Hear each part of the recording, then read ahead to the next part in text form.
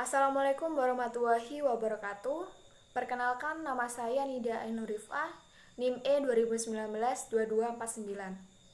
Nah, jadi di sini saya akan menanggapi video yang telah dijelaskan oleh Bapak Abdul Wadud Nafis selaku dosen pengampu mata kuliah Sejarah Peradaban Islam Nusantara. Kali ini saya akan membahas tentang sejarah peradaban Islam sebagai ilmu. Nah, jadi mengapa sih kita harus mempelajari sejarah peradaban Islam sebagai ilmu? Nah, kita sebagai orang Muslim kita harus mempelajari sejarah peradaban Islam, karena dengan mempelajari sejarah peradaban Islam itu uh, pastinya kita akan menambah dan mendapatkan banyak pengetahuan bagaimana Islam pada zaman dahulu sampai saat ini. Dan pastinya itu semua tidak lepas dari proses.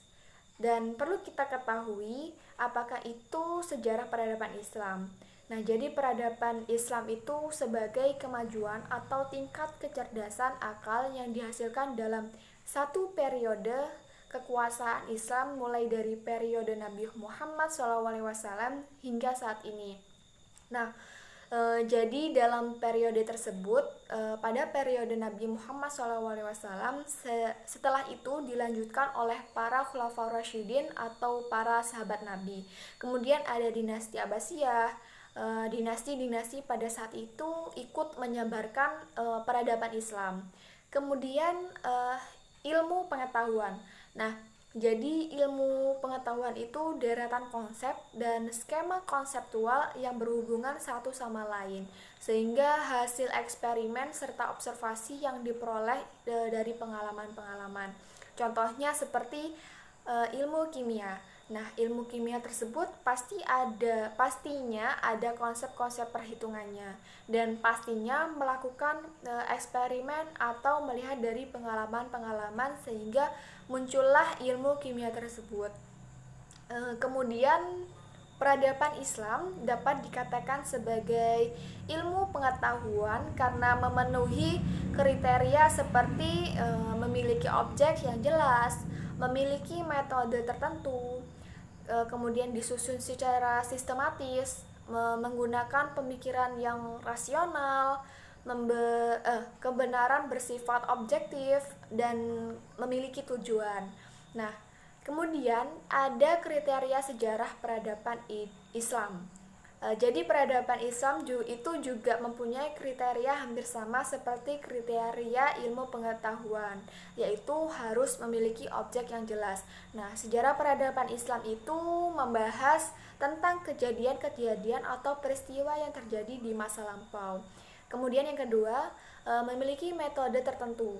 Dalam metode ini, cara mengkajinya itu seperti melakukan observasi atau metode dokumenter, yaitu sisa-sisa dari adanya peradaban Islam di masa lampau. Yang ketiga, disusun secara sistematis. Jelas sejarah peradaban Islam itu harus disajikan secara sistematis berdasarkan tahun kejadian dan lain-lain. Kemudian yang keempat, menggunakan pemikiran yang rasional. Yang kelima, kebenaran bersifat objektif. Jelas bahwa dalam menyusun kisah sejarah itu harus bersifat objektif.